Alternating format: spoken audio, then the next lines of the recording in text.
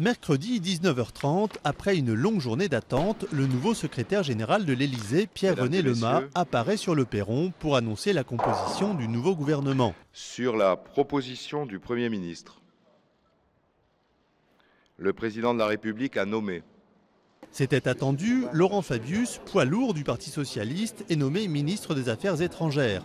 Il est aussi le numéro 2 du gouvernement dans l'ordre protocolaire.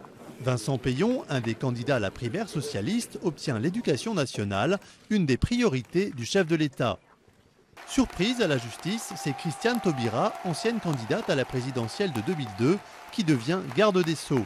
Pierre Moscovici, directeur de la campagne de François Hollande, est chargé du poste stratégique de l'économie, des finances et du commerce extérieur.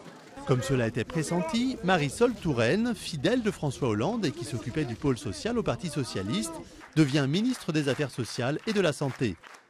Manuel Valls, le monsieur sécurité du Parti socialiste, briguait le ministère de l'Intérieur. Il l'obtient au détriment de François Rebsamen, un proche du président. En revanche, deux autres amis de longue date de François Hollande entrent bien au gouvernement. Jean-Yves Le Drian à la Défense et Michel Sapin, condamné à Bercy, finalement nommé au travail, à l'emploi et au dialogue social.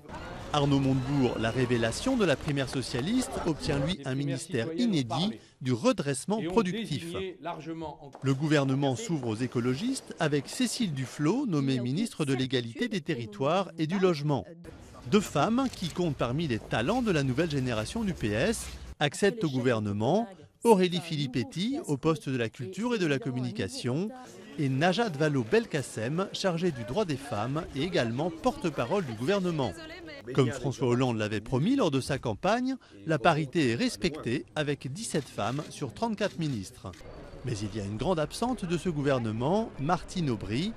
Elle l'avait annoncé elle-même dès la mi-journée. Faute d'avoir Matignon, elle reste première secrétaire du Parti socialiste.